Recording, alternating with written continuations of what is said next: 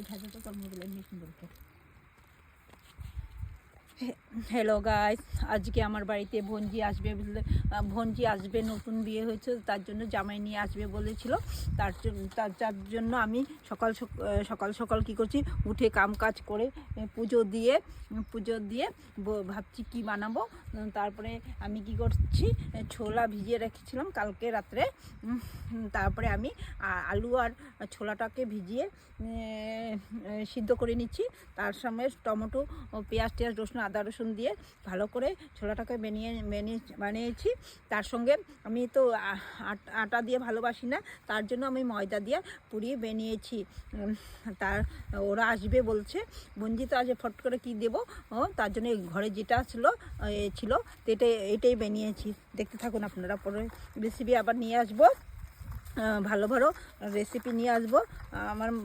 আমার চ্যানেলটাকে সাবস্ক্রাইব করে দিবেন, আর কমেন্ট করে বলবেন আমার রেসিপিগুলো কেমন লাগছে, ভালো লাগছে নাকি, তার জন্য ধন্যবাদ।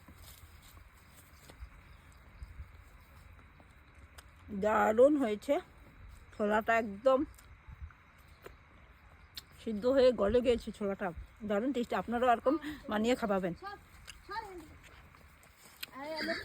আমি তো ভিডিও করুন না, আবার এদিকে কয় ভিডিও করে, নিজেই করে। ভিডিও করুন না, ফালতু ভিডিও করুন না, এটাই ভালো। নিজের রামের মা নিজেই সামনে।